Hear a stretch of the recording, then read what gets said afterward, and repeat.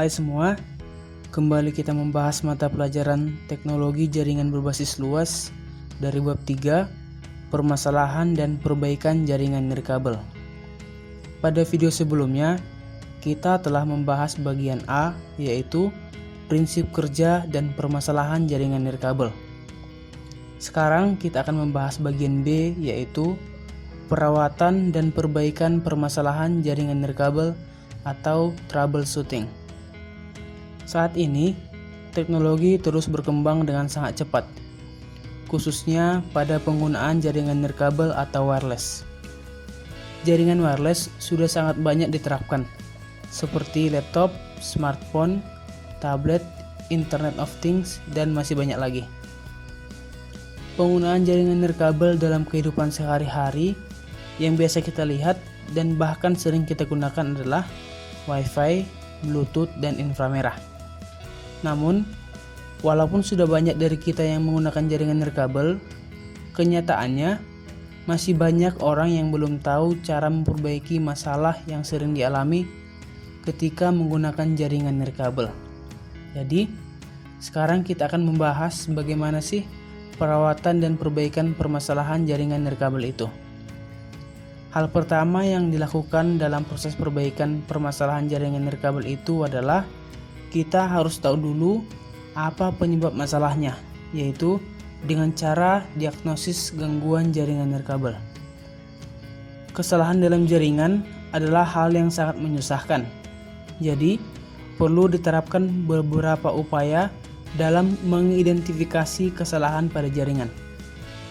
Untuk pengecekan dapat dilakukan melalui peralatan hardware dan software yang mana masing-masing memiliki beberapa metode yang digunakan. Diagnosis yang pertama menggunakan peralatan hardware. Ada beberapa metode yang digunakan pada diagnosis menggunakan peralatan hardware, yaitu metode pertama, tester jaringan. Tester jaringan berguna untuk mengecek kabel jaringan, mengetahui kabel jaringan masih bagus atau sudah ada yang putus. Metode kedua, kabel short. Kabel short adalah kondisi di mana kabel mengalami hubungan singkat, yaitu hubungan pendek dalam jaringan. Hubungan pendek sering juga disebut korsleting, yaitu suatu hubungan dengan tekanan listrik kecil, tapi dapat mengakibatkan aliran listrik yang sangat besar. Jika kondisi ini tidak ditangani, maka dapat mengakibatkan ledakan atau kebakaran. Metode ketiga, kabel terbuka. Kabel terbuka adalah kondisi di mana pembungkus kabel yang digunakan ini terkelupas, yang mana bahan yang biasanya digunakan sebagai penutup kabel selalu berbahan dasar isolator atau yang tidak dapat menghantarkan arus listrik. Kabel terbuka sangatlah berbahaya, karena jika terinjak ataupun dipegang, maka akan dapat menyebabkan kena setrum. Untuk menghindari hal ini, kabel yang terbuka dapat dibungkus dengan lakban. Metode keempat, konektor longgar. Kondisi ini adalah kondisi di mana hubungan kartu jaringan dan koneksi kabel tidak terhubung dengan baik. Untuk mengatasi ini, yang dapat dilakukan adalah memperbaiki hubungannya dengan mengetatkan konektor, atau dapat juga dengan cara dicabut terlebih dahulu, lalu dipasang lagi dengan benar. Metode terakhir adalah kabel putus. Kalau kabel putus, maka koneksi tidak akan dapat terhubung. Untuk menghindari hal ini, sebaiknya sebelum pemasangan, pastikan dulu bahwa kabel yang digunakan benar-benar dalam kondisi baik dan tidak ada yang putus. Pengecekan kabel yang putus dapat dilakukan dengan menggunakan tester kabel jaringan. Gimana? Sejauh ini bisa dipahami ya? Kita lanjut materinya. Sekarang kita masuk pada diagnosis menggunakan software. Ada beberapa metode yang digunakan untuk pengecekan menggunakan software, yaitu 1. Device Manager. Device Manager adalah salah satu alat pada Windows yang berfungsi untuk melakukan pengecekan ke seluruh perangkat yang terhubung pada komputer secara keseluruhan.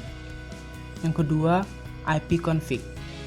ipconfig adalah salah satu perintah dalam command prompt atau CMD yang berfungsi untuk mengecek dan mengonfigurasikan setting atau pengaturan perangkat jaringan.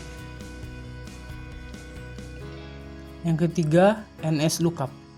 NSLookup adalah salah satu perintah dalam CND yang berfungsi untuk melihat data jaringan. Yang keempat, ping.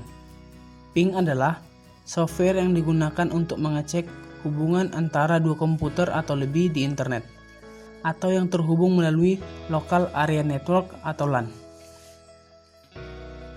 Yang kelima, security system atau firewall.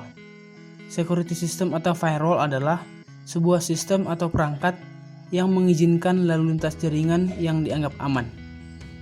Yang keenam, setting konfigurasi jaringan.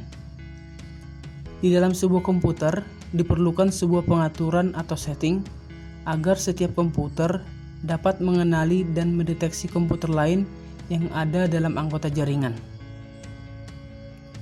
Yang ketujuh, pengalamatan IP. Pengalamatan IP berfungsi untuk membedakan alamat IP satu komputer dengan komputer lainnya. Yang ke-8, vStumbler atau menguji jaringan wireless.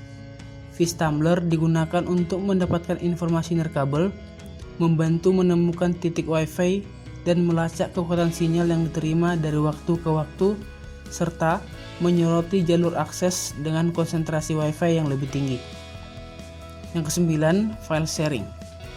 Fungsi umum dari file sharing adalah untuk mempermudah akses data dari satu sumber data menuju pengakses data, atau dengan kata lain, mempermudah akses dari host ke klien atau ke klien lain yang diberikan akses kepada sharing folder datanya. Itulah materi untuk diagnosis gangguan jaringan nirkabel. Sekarang kita masuk pada contoh diagnosis permasalahan. Yang pertama, konfigurasi yang tidak sesuai. Sebelum melakukan koneksi antara wireless access point dan wireless client, maka harus dipastikan bahwa pengaturannya harus sesuai. Ada beberapa hal dalam jaringan wireless yang dapat menyebabkan konfigurasinya tidak sesuai. Yang pertama, kunci WEP yang tidak sesuai. Jika menggunakan autentikasi WEP, maka sangat mungkin terjadi kesalahan pengetikan atau salah eja, sehingga akan mengakibatkan wireless problem karena kunci WEP tidak sesuai. Interpretasi yang tidak sesuai antara wireless access point dan wireless client maka akan menghalangi terjadinya komunikasi, sehingga dapat mengakibatkan tidak terbentuknya koneksi. Hal ini terjadi dengan ditandai jika komputer hanya mendapatkan IP address dan menampilkan limited or no connectivity pada wireless connection. Metode konfigurasi kunci WEP tergantung pada versi Windows pada wireless client. Yang kedua, WEP key index tidak sesuai. WEP key index adalah salah satu nomor yang menspesifikasikan WEP key yang akan dipakai untuk enkripsi frame wireless. Kita bisa menggunakan sampai 4 WEP keys yang berbeda, namun pada praktiknya hanya satu WEP key saja yang dipakai, yang kemungkinannya adalah WEP key yang pertama. Wireless access point dan wireless client, keduanya harus sama-sama dikonfigurasi menggunakan kemungkinan WEP key pertama. Jika tidak, maka akan terjadi masalah jaringan Wi-Fi tidak terjadi terkoneksi. Kemungkinan pertama WEP key tergantung bagaimana klien dan access point memulai penomorannya. Misalnya, bisa saja penomoran dimulai dari 1 yaitu 1 sampai 4, ataupun bisa juga dimulai dari 0 yaitu 0 sampai 3. Jadi, untuk bisa terkoneksi, maka penomorannya harus sama. Yang ketiga adalah WPA-PSK atau WPA2-PSK tidak sesuai. Jika yang digunakan adalah autentikasi WPA-PSK atau WPA2-PSK, maka yang harus dilakukan adalah mengonfigurasi nilai preserve key pada kolom network key dan confirm network key. Harus dipastikan bahwa klien dan access point mempunyai nilai preserve key yang sama. Yang keempat adalah teknologi 802 802.11 yang tidak sesuai. Ada 3 standar wireless 802.11 yang berbeda saat ini, yaitu 802.11b, 802.11g, dan 802.11a. Banyak pabrik yang sudah memproduksi teknologi yang bisa support beberapa standar dalam satu kemasan. Namun, bisa saja terjadi ketidakcocokan dalam teknologi ini. Misalnya, wireless access point dengan standar 802.11a tidak akan bisa terhubung dengan wireless client dengan standar 802.11b atau G. Akibatnya, wireless problem akan terjadi. Yang kelima adalah metode autentikasi yang tidak sesuai. Wireless problem ini yang paling banyak terjadi. Klien tidak akan berhasil melakukan autentikasi jika di antara access point dan klien tidak klop. Ada beberapa metode autentikasi pada jaringan wireless rumahan, yaitu Open System, Share Key, WPA-PSK, dan WPA2 PSK. Verifikasi terlebih dahulu metode autentikasi yang dikonfigurasikan pada access point dan sesuaikan pada setting yang ada pada klien.